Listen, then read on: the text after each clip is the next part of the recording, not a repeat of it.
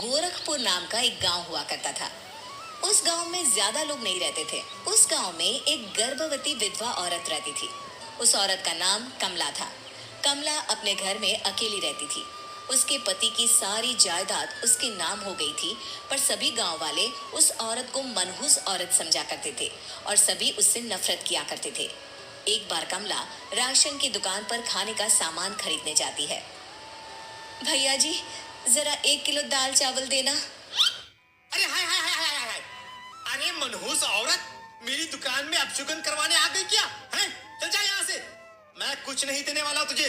भाग भाग यहाँ से। चल जा निकल। भैया जी, ऐसा मत कहिए।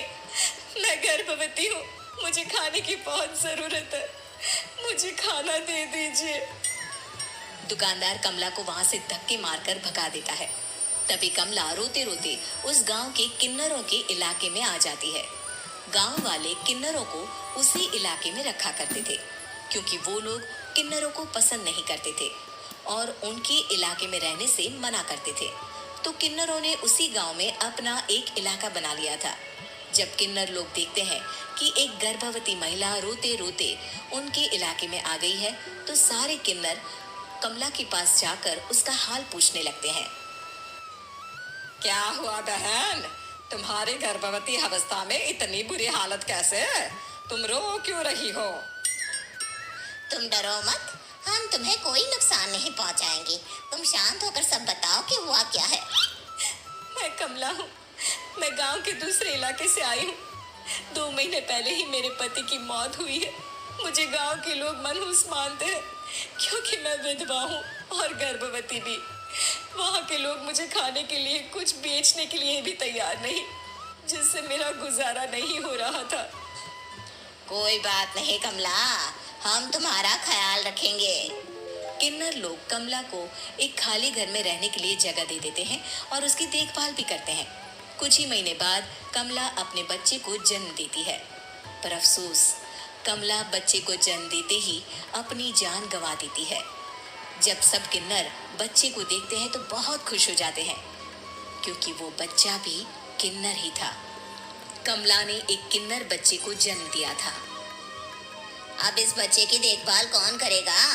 हम तो इस बच्चे को गांव के दूसरे इलाके में भी नहीं भेज सकते। और तो क्या हुआ, इस बच्चे की माँ नहीं रही तो हम इसे पालेंगे। अब ये हमारे इलाके में रहेगा, हमारे साथ रहेगा।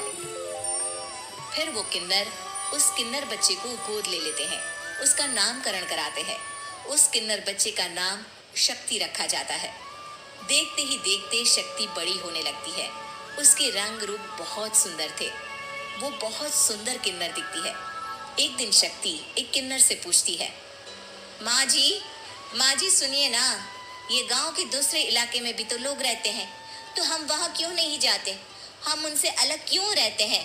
शक्ति, क्योंकि वो लोग हमारे जैसे नहीं, वो लोग हमें पसंद नहीं करते, इसीलिए हम उनसे अलग रहते हैं। क्यों? वो हमें क्यों पसंद नहीं करते? मुझे एक बार उस इलाके में जाना है। मैं एक बार वहां जाकर घूम कर आऊं। शक्ति, खबरदार, जो तू उस इलाके में कभी भी गई तो अपनी जान नहीं गंवाना चाहती तो उस इलाके में कभी कदम भी नहीं रखेगी, समझी? इतना कहकर वो किन्नर वहां से चली जाती है। शक्ति उस किन्नर की बात सुनकर बहुत रोती है। माँ जी ऐसा कैसे कह सकती है? उन्होंने इतनी सी बात के लिए मुझे इतना डांटा। अब तो मैं उस इलाके में जरूर जाऊंगी। फिर एक दिन शक्ति गांव के दूसरे इलाके में चुपके से जाती है। ये लोग तो हमारे जैसे ही इंसान हैं, तो ये हमसे नफरत क्यों करते हैं? जब शक्ति उस इलाके में पहुंचती है तो गांव के सारे आदमी उसके रूप से मोहित हो जाते हैं। वो लोग ये अंदाजा नहीं लगा पाते कि वो किन्नर है। शक्ति की सुंदरता देखकर सारे गांव वाले उसकी तारीफ करने लगते हैं। तभी गांव का चक्कर लगाने गांव के जमींदार का बेटा हर्ष वहां पहुंचता है। हर्ष भी दिखने में बहुत सुंदर होता है। जब हर्ष ने शक्ति को देखा तो वो भी उससे मोहित हो गया, और जब शक्ति की नजर हर्ष पर पड़ी तो वो हर्ष को देखकर मोहित हो गई। आपको पहले कभी इस गांव में देखा नहीं। इस गांव में आप नए हैं क्या? जी नहीं, वो मैं बस। तभी शक्ति बोलते बोलते रुक जाती है और मन में सोचने लगती है, अगर मैंने इनको बता दिया कि मैं दूसरे इलाके से आई हूँ तो वो समझ जाएंगे कि मैं किन्नर हूँ, इसलिए इसलिए मुझे इनसे झूठ ही बोलना पड़ेगा। शक्ति हर्ष को कहती है, जी हाँ, मैं इस गांव में नई आई हूँ, यहाँ अकेली रहती हूँ। वैसे आप कौन है? आप भी इसी गांव में रहते हैं? जी हाँ, मैं इस गांव के जमींदार का बेटा हूँ। आपको किसी भी चीज की जरूरत पड़े तो आप मुझे बता देना, मुझे अच्छा लगेगा। ऐसे ही शक्ति और हर्ष एक दूसरे से रोज मिलने लगते। वो दोनों अपने प्यार का इजहार करने एक दूसरे से मिलने जाते हैं। तभी शक्ति का पीछा करते करते एक किन्नर वहां आ जाती है।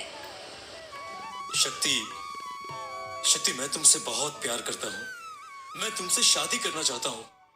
क्या क्या तुम मुझसे शादी करोगी? हाँ हर्ष, मैं तुमसे शादी करूंगी, पर मैं तुमको अपने बारे में एक सच्चाई बताना चाहती हूँ जो मैंने तुमसे छुपा कर रखी है। तभी उनके बीच में ही वो किन्नर आ जाती है। शक्ति, तेरी हिम्मत कैसे हुई ऐसा करने की? वो किन्नर शक्ति को खींचकर गांव के जमींदार के पास ले जाती है। हर्ष भी वहां शक्ति को बचाने के लिए पहुंच जाता है। जमींदार शक्ति और हर्ष के प्यार के बारे में सुनकर गुस्से में आ जाता है और शक्ति को गांव के बाहर निकालने की सजा देता है। शक्ति ये बात सहन नहीं कर पाती और कुएं में कूदकर अपनी जान दे देती है। जमींदार हर्ष की शादी गांव की एक लड़की से करवा देता है, पर हर्ष इस शादी से खुश नहीं होता। शक्ति अपना बदला लेने के लिए मरने के बाद किन्नर चुड़ैल बन जाती है। अब मैं इन गांव वालों को नहीं छोड़ूंगी, अब इनसे मैं अपने प्यार का बदला लूंगी। किन्नर चुड़ैल गांव वालों को परेशान करना शुरू कर देती है। एक बार वो रात को गांव के खेतों में पहुंच जाती है और वहां आग लगा देती है। सारी फसल जल के राख हो जाती है। जब एक आदमी रात को उठकर देखता है कि खेत में आग लग गई है तो वो वहां पहुंच जाता है। वो देखता है कि खेतों के बीचों बीच एक किन्नर चुड़ैल खड़ी है और वहां खड़े होकर ताली बजा रही है। गांव वाला किन्नर चुड़ैल को देखकर बेहोश हो जाता है। जब सुबह उस आदमी को होश आता है तो वो सीधा जमींदार के पास जाता है। अरे जमींदार साहब, अरे वो किन्नर चुड़ैल ने मेरी सारी फसल जला दी। अब मैं क्या करूंगा? क्या होगा मेरा? जमींदार चुड़ैल किन्नर का नाम सुनते ही सब कुछ समझ जाता है। अब वो बहुत डर जाता है। उसी रात को जब जमींदार डर के मारे अपने कमरे में सो नहीं पाता, तभी वहां अचानक से किन्नर चुड़ैल आ जाती है। किन्नर चुड़ैल जोर जोर से जमींदार के आगे खड़ी होकर हंसने लगती है और ताली बजाने लगती है। जमींदार उस डरावनी किन्नर चुड़ैल को देखकर बहुत डर जाता है। तूने मेरे साथ बहुत बुरा किया, अब मैं तुझे जान से मार दूंगी। नहीं नहीं नहीं नहीं, मुझे माफ कर दो, मुझे मत मारो। मैं कभी ऐसा दोबारा नहीं करूंगा। अब तुम जो बोलोगी वही मैं करूंगा। ठीक है, मैं चाहती हूँ कि किन्नर इलाका गांव के इलाके से जुड़े और गांव का कोई भी आदमी किन्नर समाज से द्वेष ना करे, उससे नफरत ना करे, नहीं तो मैं सारे गांव को मार दूंगी। और तुम गांव में एक नया कानून बनाओ कि अगर किसी ने भी किन्नर समाज को हानि पहुंचाने की कोशिश भी करी या इनसे भेदभाव करने की भी कोशिश करी तो उनको कड़ी से कड़ी सजा मिलेगी। हाँ हाँ हाँ हाँ, मैं ऐसा ही करूंगा। तुम जो बोलोगी वो मैं करूंगा, पर मुझे जाने दो प्लीज। तब वो किन्नर चुड़ैल वहां से चली जाती है। गांव का जमींदार किन्नर चुड़ैल का कहा मानते हुए दोनों इलाकों को एक कर देता है और नया कानून भी लागू कर देता है। तब से वहां किन्नर समाज और बाकी गांव वाले शांतिपूर्वक